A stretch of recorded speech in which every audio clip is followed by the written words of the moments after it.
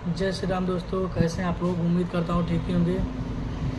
तो दोस्तों, आज नरेंद्र मोदी जी हमारे यहाँ आ रहे हैं रुद्रपुर में।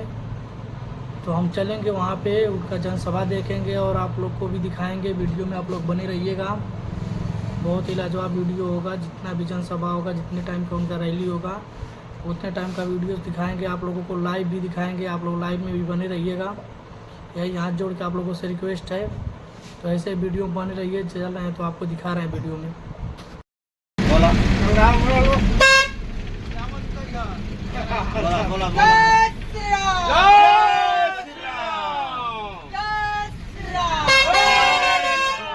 योगी मोदी जिंदाबाद जिंदाबाद जिंदाबाद। योगी मोदी।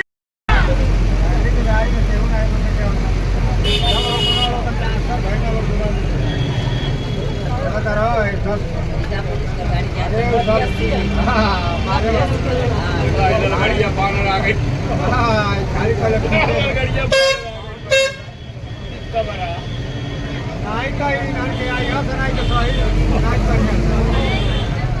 मुन्ना हवा को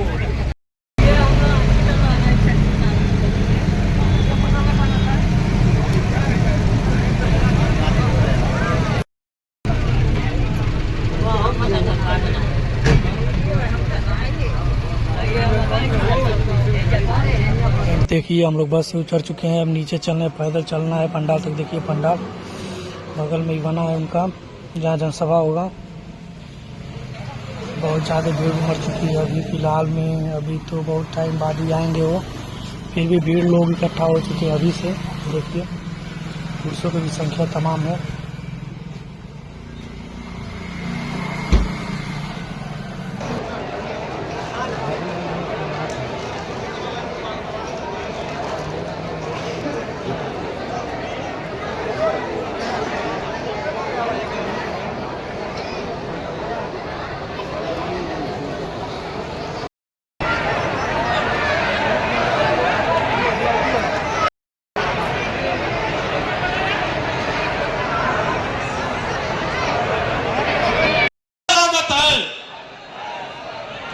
मोदी जी का स्वागत है भाई, स्वागत है।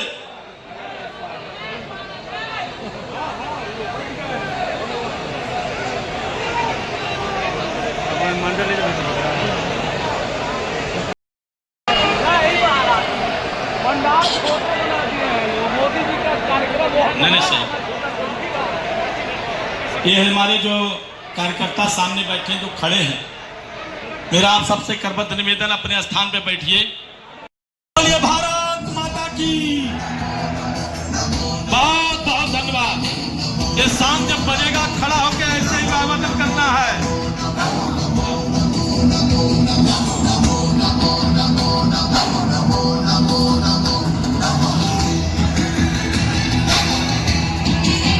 तो फ्रेंड्स, इंतजार का घर का खत्म हुआ। देखिए, माननीय प्रधानमंत्री जी हमारे आ चुके हैं हेलीकॉप्टर से, और कुछ ही मिनटों में आपको स्टेज पे मिलेंगे। तो ऐसे ही वीडियो में आप लोग बने रहिए। आप लोगों को दिखा रहे हैं उनका जनसभा, और उनके साथ में कई हेलीकॉप्टर्स आए हैं। तीन हेलीकॉप्टर्स आए हैं, तो वो भी सब उतर रहे हैं। उनका हेलीकॉप्टर उतर चुका है, देखिए उनके पीछे उतर रहा है। तो आप लोग ऐसे ही वीडियो में बने रहिए। बहुत जल्दी आने वाले हैं। हेलीपैड पर उनका हेलीकॉप्टर उतर रहा है, और इसलिए दुग्धेश्वर नाथ की इस धरती से भारत माता की जयकार इतनी तेजी से हो कि ये आवाज हमारी वहां तक पहुंच जाए। बोले भारत माता की। और तेज, ये बाबा दुग्धेश्वर नाथ की धरती है।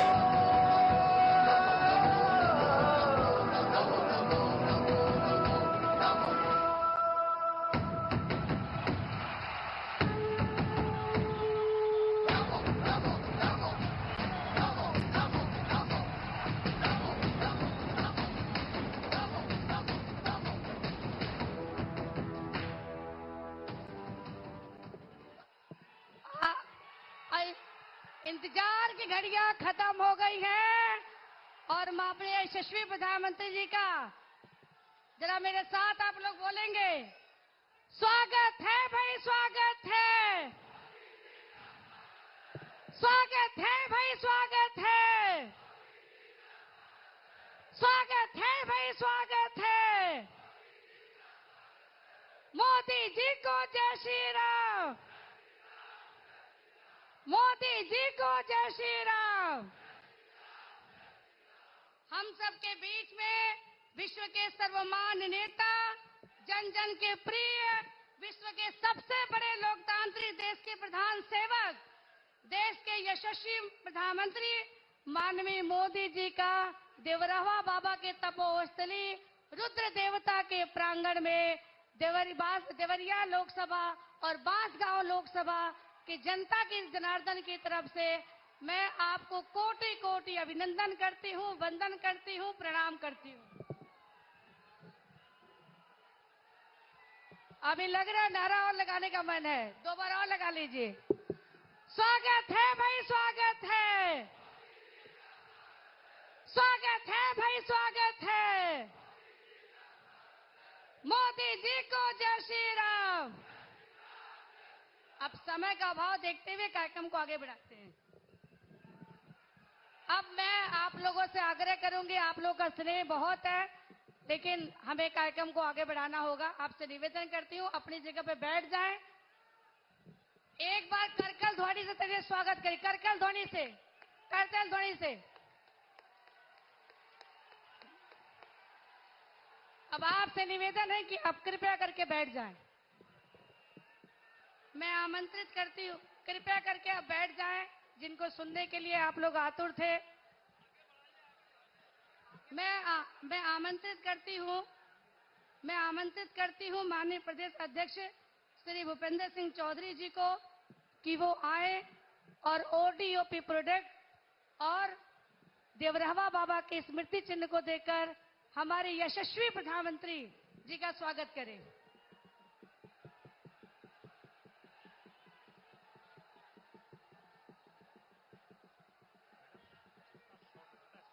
करती हूँ भाई।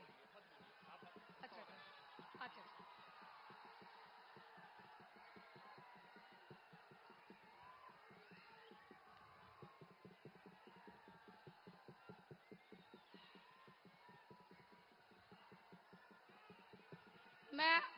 मैं आग्रह करती हूँ अपनी मंचासीन नारी शक्ति से कि वो आए और अपने उस नेता का, जिसने सुदूर गांव में बैठी हुई हमारी माताओं बहनों के लिए सिर पर छत की चिंता की, सड़कों पर बहनें लज्जित न हो इसकी चिंता की, हमारी बहनें सुरक्षित हो इसकी चिंता की, हमारी बेटियां गर्भ में पले इसकी चिंता करें, मुद्रा नीति और लखपति दीदी के माध्यम से उनको आर्थिक उन्नति की चिंता की, और ये भी चिंता की कि वो देश के कानून बनाने में अपनी सहभागिता करें।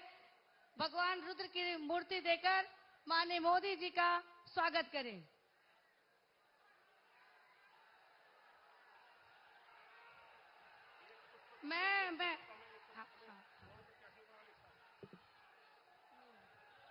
मैं आमंत्रित करती हूँ लोकसभा बांसगांव के प्रत्याशी कमलेश भाई को और देवरिया के लोकसभा के प्रत्याशी भाई शशांक मणि जी को, वो दोनों लोग आए और कमल पुष्प देके माननीय यशस्वी प्रधानमंत्री जी का स्वागत करें।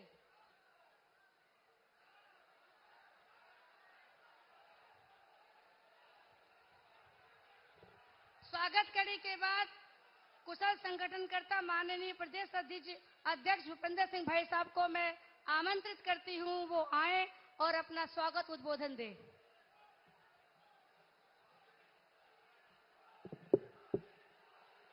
बोलिए भारत माता की, भारत माता की जय श्री राम, जय श्री राम।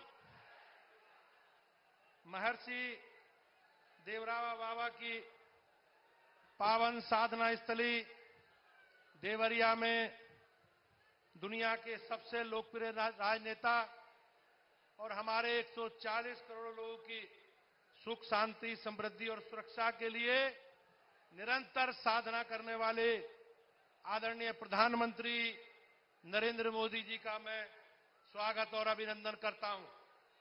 देवरिया की दिव्य धरा पर सजे समृद्ध मंच पर मंचासीन सभी महानुभावों का भी मैं हार्दिक स्वागत और अभिनंदन करता हूं। आप सभी का स्नेह और आशीर्वाद और अथाह समर्थन के आकांक्षी आप सभी के अपने प्रत्याशी देवरिया से आदरणीय शशांक मणि जी और बांसगांव के हमारे प्रत्याशी कमलेश पासवान जी का भी मैं स्वागत और अभिनंदन करता हूं। मान्य, इस अटूट विश्वास के साथ हम सब लोग यहां पधारे हैं। मैं देवरिया के सभी अपने सम्मानित भाइयों बहनों का और इस विशाल जनसमूह में उपस्थित अपने साथी दूर दराज के ग्रामीण क्षेत्रों से पधारे सभी सम्मानित नागरिक भाइयों बहनों का स्वागत और अभिनंदन करता हूं। भाइयों बहनों, सुशासन का मोदी जी का मॉडल आज दुनिया में अनेक देशों के लिए नजीर बन गया। आज दुनिया में भारत को एक आदर्श के रूप में देखा जा रहा है। आज हम सब लोग मिलकर भारत को, जो बदलता हुआ भारत है, एक सशक्त भारत की तस्वीर के रूप में हम मोदी जी को देखते हैं। मोदी जी का कुशल मार्गदर्शन और उत्तर प्रदेश के लिए उनके विशेष लगाव और विशेष परिणाम के कारण पिछले 7 वर्षों में उत्तर प्रदेश जैसा बीमारू राज्य भी आज देश का ग्रोथ इंजन बनने की ओर आगे बढ़ रहा। भाइयों बहनों, उत्तर प्रदेश आज महाराष्ट्र के बाद सबसे बड़ी अर्थव्यवस्था के रूप में सामने आया। मैं जानता हूं कि आप सभी का आशीर्वाद और स्नेह माननीय प्रधानमंत्री जी के साथ आपका बहुमूल्य वोट राष्ट्रवाद, विकास और सुशासन की जीत को सुनिश्चित करने वाला होगा। मुझे विश्वास है कि आप सबको, हम सबको माननीय प्रधानमंत्री जी की, मोदी जी की गारंटी का पूरा विश्वास है और हम सब लोग भरोसा रखकर देवरिया और बांसगांव के सभी लोकसभा के लोग विकास और सुशासन के रूप में कमल खिलाने का काम करेंगे। मैं आप सभी का कोटि कोटि अभिनंदन करता हूं और भारतीय जनता पार्टी उत्तर प्रदेश की ओर से आज इस लोकसभा क्षेत्र देवरिया और बांसगांव में माननीय प्रधानमंत्री जी पधारे हैं। मैं उनका स्वागत और अभिनंदन करता हूं और आप सबसे आग्रह करता हूं कि भाइयों बहनों, पिछले 10 वर्ष में माननीय प्रधानमंत्री जी के नेतृत्व में जो आज देश बदलता हुआ देश और योगी जी के नेतृत्व में बदलता हुआ उत्तर प्रदेश हम सबके सामने है। हम सब लोगों को मिलकर आने वाले 1 जून को मिलकर घर घर जाना है, हर परिवार में जाना है और मोदी जी का संदेश घर घर तक पहुंचाना है। इस संकल्प के साथ हम सब लोग उपस्थित हुए हैं। आप सबका बहुत बहुत धन्यवाद।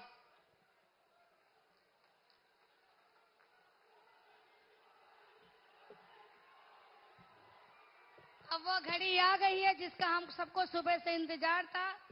देश के यशस्वी प्रधानमंत्री माननीय मोदी जी से मैं निवेदन करती हूं कि आप आए और अपने वचन से हम सबको अभिषेचित करें।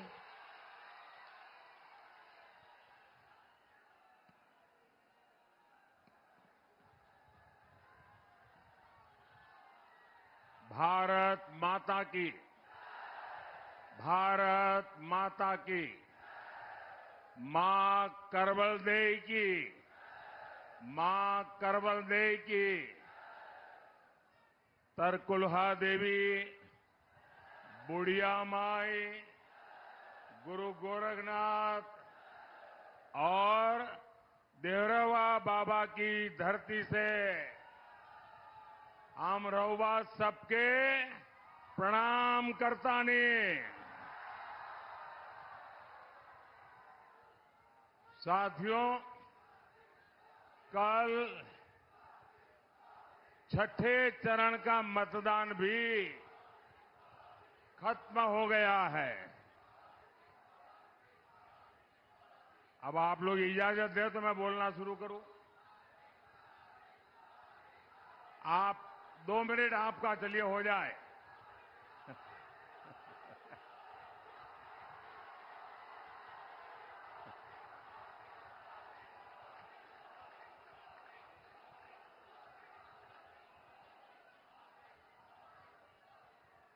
ये इतना प्यार, इतना जुस्सा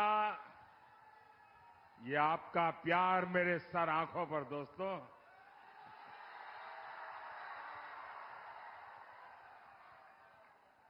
ये नौजवान तो हमारे जिगर के टुकड़े हैं जी।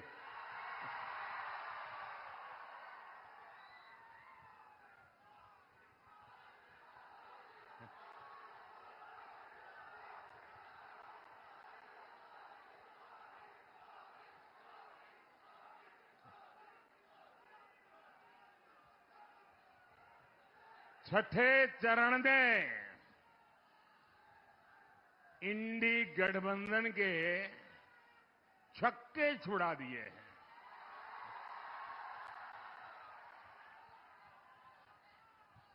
अब 7वें चरण में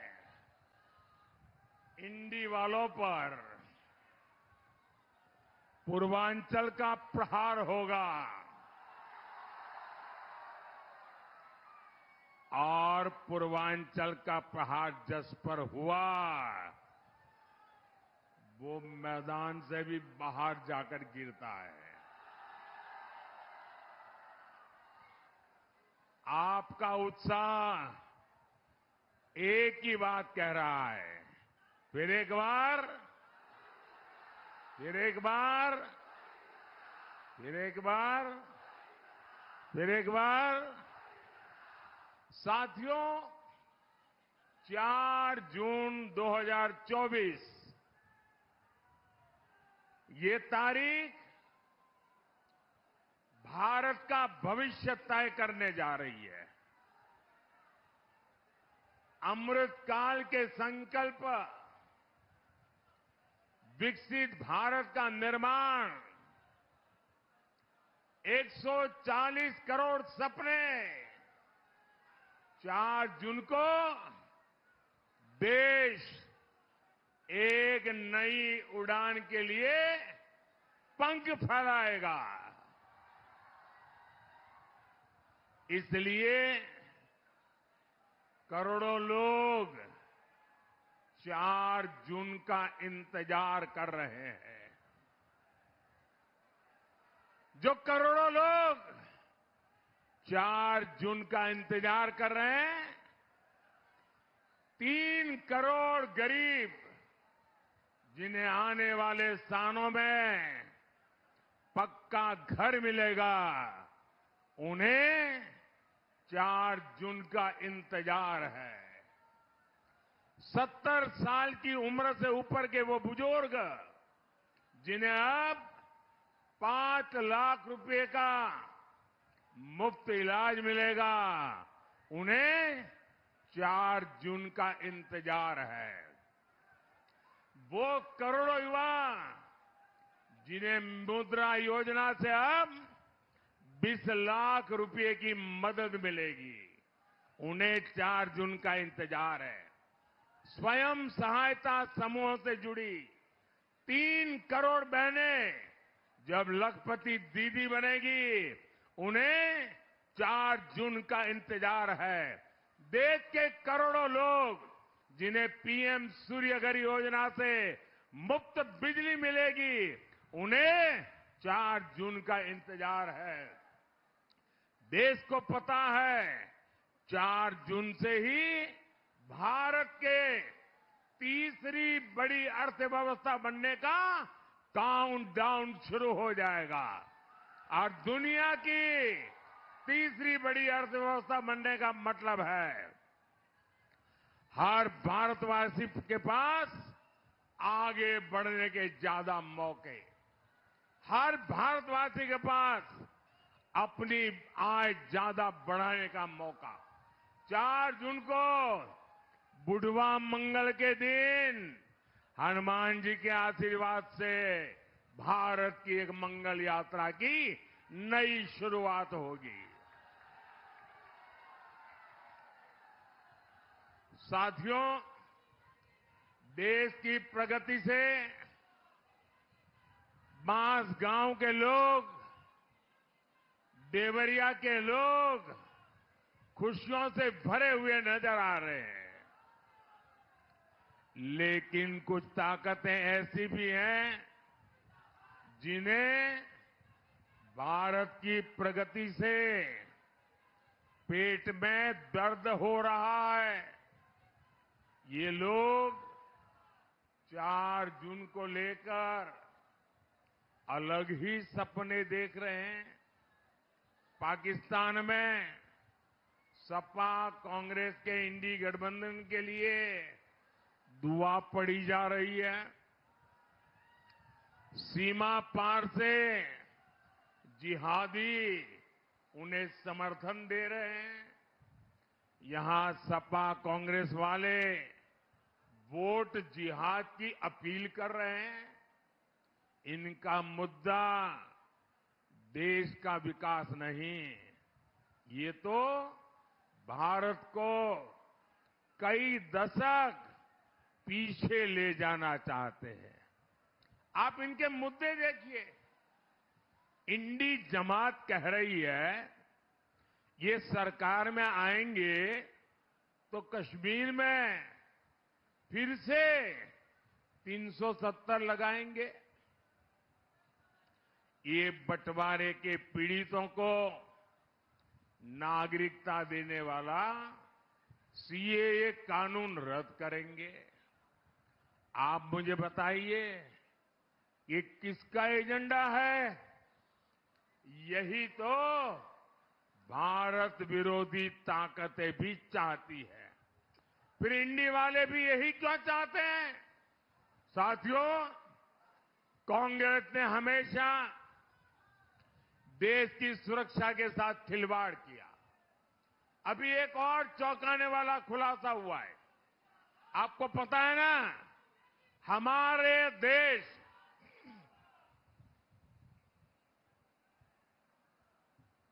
इतनी मात्रा में नौजवान है, तो जरा ये बड़ा महत्वपूर्ण मुद्दा मैं आज आपको बताने जा रहा हूं।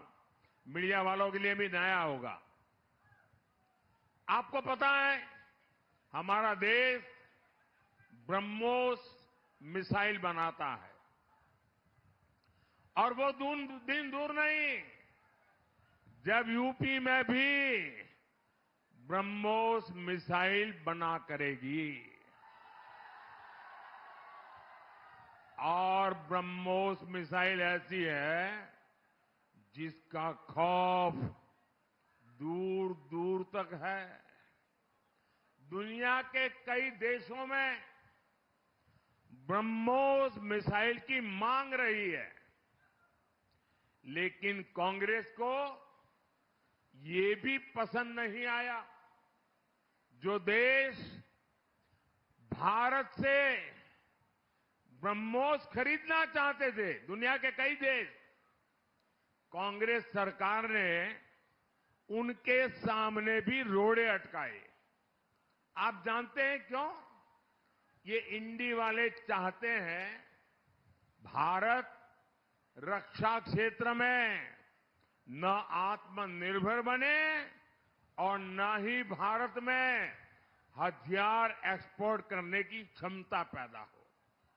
ये इंडी वाले चाहते हैं विदेशी हथियारों की डील होती रहे, इनकी दलाली आती रहे, बॉफोर्स घोटाले होते रहे, अगस्त वेस्टलैंड घोटाले होते रहे।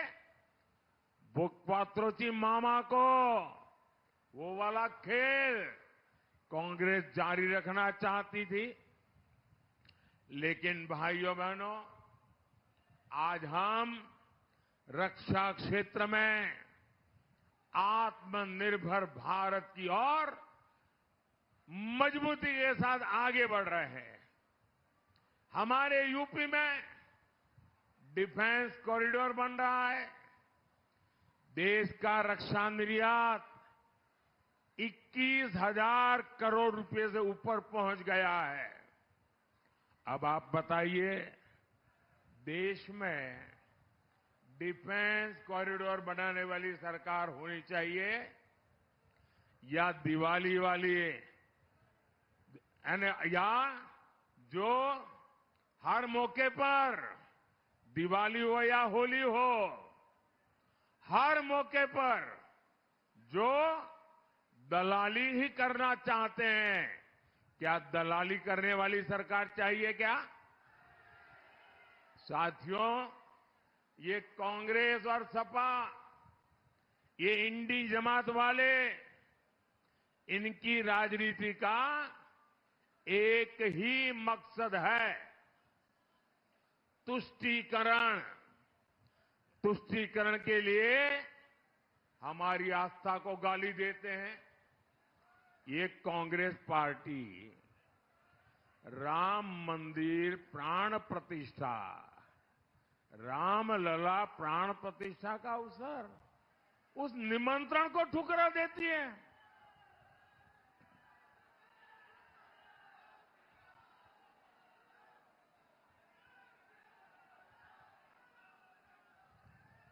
इंडी जमात वाले राम मंदिर को अपवित्र कहते हैं। सपा के नेता राम मंदिर को जाना उसको पाखंड बताते हैं। मैं आप लोगों से पूछता हूं, मुझे जवाब देंगे ना आप लोग? राम मंदिर को गाले देने वालों को पूर्वांचल में एक भी सीट मिलनी चाहिए क्या? किसी भी बूथ में उनको वोट मिलना चाहिए क्या? साथियों, इंडी जमात का अब अगला निशाना हमारे देश का पवित्र संविधान है। बाबा साहब आंबेडकर ने धर्म के आधार पर आरक्षण का विरोध किया था, लेकिन ये लोग क्या कर रहे हैं? कर्नाटका में कांग्रेस ने पिछड़ों का आरक्षण रातों रात मुसलमानों को दे दिया। बंगाल में टीएमसी वालों ने फर्जी ओबीसी सर्टिफिकेट बनाकर पिछड़ों का आरक्षण लूट लिया, मुसलमानों को दे दिया। यूपी में सपा उसी टीएमसी का प्रचार कर रही है। भाइयों बहनों, मैं मेरे दलित, मेरे पिछड़ा समाज को याद दिलाना चाहता हूं। 2012 में सपा ने अपने घोषणा पत्र में लिखा था कि मुसलमानों को दलितों के बराबर आरक्षण मिलना चाहिए। इंडी जमात इसके लिए संविधान बदलना चाहती है। मैं इनसे सवाल पूछता हूं तो ये मोदी को गाली देते हैं। धर्म के आधार पर आरक्षण का विरोध मोदी डट करके कर रहा है। विरोध होना चाहिए कि नहीं होना चाहिए? आप मोदी को साथ देंगे कि नहीं देंगे? क्या धर्म के आधार पर अब देश को बंटने देना चाहिए? फिर से देश के टुकड़े होने देना चाहिए? दलित पिछड़ा के आरक्षण की लूट रुकनी चाहिए या नहीं रुकनी चाहिए? साथियों, सपा केवल अपने परिवार का कुटुंबा बचाने के लिए चुनाव लड़ रही है। यही सपा का चरित्र है। आप याद करिए, सपा का वो जंगल राज, बहन बेटियों का घर से निकलना मुश्किल था। मां बाप मजबूर होकर बेटियों का स्कूल कॉलेज छुड़वा देते थे। व्यापारी इसी खौफ में जीते थे, अब कौन गुंडा फिरौती मांग ले, कब किसका प्लॉट कब्जा हो जाए, कब किसका खेत चला जाए। सरकार की जमीन तक पर माफियाओं ने महल खड़े कर दिए थे।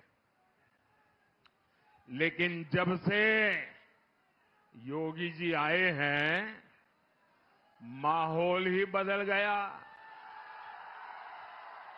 मौसम भी बदल गया। हमारे योगी जी तो अच्छों की गर्मी उतारने में एक्सपर्ट है।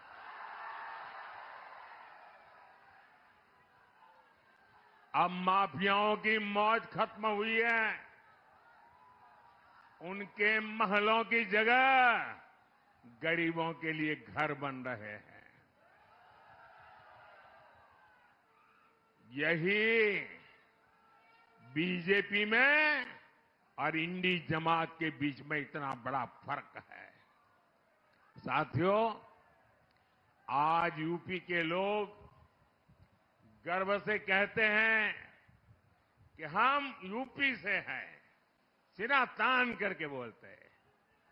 यूपी अब बाकी राज्यों से केवल बराबरी कर रहा है, इतना नहीं, अनेक राज्यों से मेरा यूपी आगे निकल रहा है।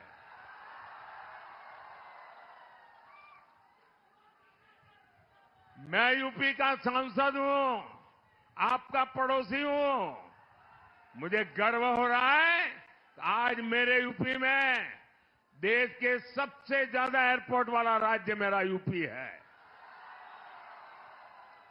सबसे ज्यादा एक्सप्रेसवे वाला राज्य मेरा यूपी है।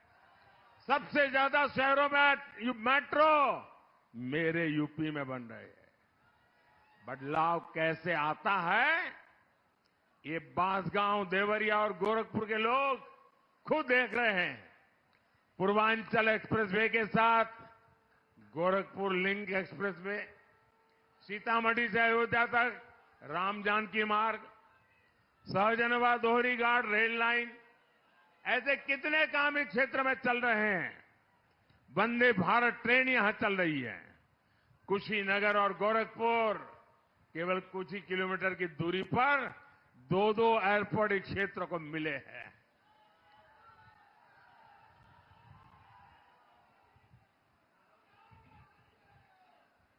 अच्छी स्वास्थ्य सेवाओं के लिए गोरखपुर में नया एम्स खुला है। कुशीनगर में नया मेडिकल कॉलेज भी बन रहा है। 10 साल के भीतर ये विकास कार्य, लंबी लिस्ट है, लेकिन मोदी तो कहता है ये तो अभी ट्रेलर है, ट्रेलर। अगर ट्रेलर इतना शानदार है तो आने वाले 5 साल कितने मजबूती से देश को ऊपर ले जाएंगे, आप अंदाज लगा सकते हैं। भाई और बहनों, पिछली सरकारों के शासन में यहां किसानों का बहुत नुकसान हुआ। अधिकांश चीनी मिलें बंद हो गई, किसानों को गन्ने की खेती छोड़नी पड़ी। हमारी सरकार सपा के इन गड्ढों को भी भरने का काम कर रही है। हमने गन्ने के लिए एफआरपी बढ़ाया है। गन्ना किसानों का हजारों करोड़ रुपए का बकाया चुकाया है। बांसगांव, देवरिया के किसानों को पीएम किसान सम्मान निधि के भी 1,500 करोड़ रुपया मिले हैं। साथियों, 1 जून को आपका वोट बांसगांव, देवरिया और देश का भविष्य बनाएगा। आपका एक एक वोट सीधा मोदी के खाते में जाएगा।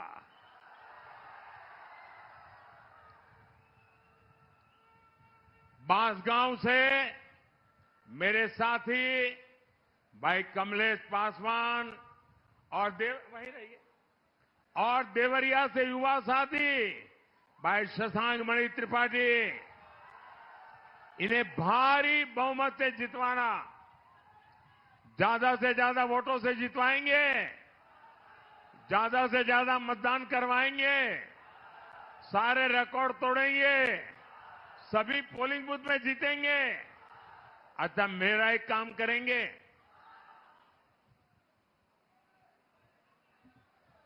बड़े कमाल के लोग हो यार, इनके लिए बोलता हूं तो जोरों से बोल रहे हो, लेकिन मेरे लिए कहा काम करोगे तो ठंडे पड़ गए।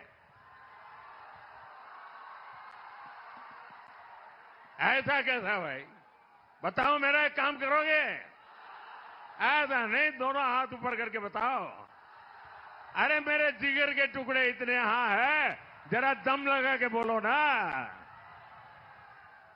मेरा एक काम करोगे? देखिए, हर गांव में, हर इलाके में देवस्थान होते हैं, तीर्थ स्थान होता है। आप वहां जाना, मेरी तरफ से मत्था टेकना, मोदी की तरफ से, और परमात्मा से आशीर्वाद मांगना है। मांगेंगे, मत्था टेकेंगे। मोदी के लिए आशीर्वाद नहीं चाहिए, मोदी के परिवार के लिए आशीर्वाद नहीं चाहिए, विकसित भारत बनाने के लिए आशीर्वाद चाहिए। करेंगे, पक्का करेंगे। बोलिए भारत माता की, भारत माता की, भारत माता की। बहुत बहुत धन्यवाद।